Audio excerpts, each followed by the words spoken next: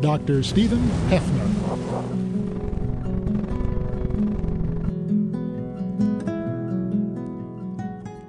Dr. Stephen Hefner was raised on a farm in southeast Missouri.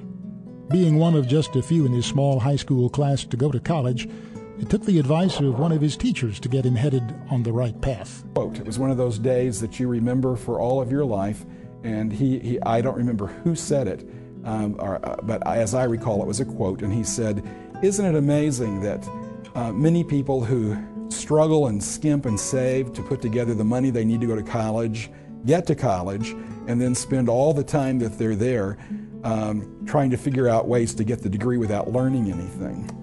Hefner decided then and there that he would get his money's worth out of his education. In fact, he grew to love education so much that he soon found himself on the other side of the desk. I loved it from the moment I arrived on campus. I loved the interaction between with me as a teacher, with my students. I loved the life surrounding students and schooling, and I knew at that point in time that education was my career. After landing his first job in Poplar Bluff, Missouri, Hefner soon found that Uncle Sam had a different career path in mind. The night before I left, there were two radio stations in Poplar Bluff, KWOC and KLID, and both had disc jockeys in the evenings. One had a student that I was teaching at the time as the DJ, and the other had one that I had when I was student teaching. And they each devoted their evening of music to me.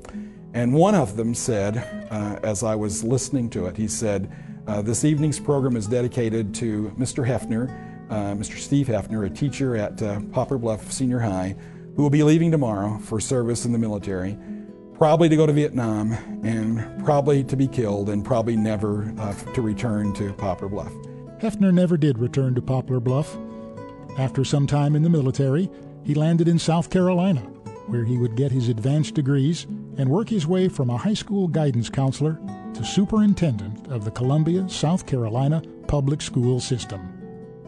Annually, 3 districts in the nation are selected by the National School Boards Association as models for technology. We had that award in 2007 and had visitors from, I think, 24 different states come to look at what we're doing with technology.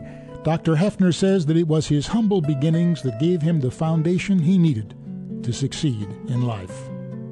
Growing up in Culin, I don't know that I would have ever envisioned that I would have some of the opportunities that I've had, but I would certainly want to be very quick to state it was the experiences that I had all along the way from my youth and my upbringing and at Southeast that equipped me for any leadership roles that I've ever been able to assume.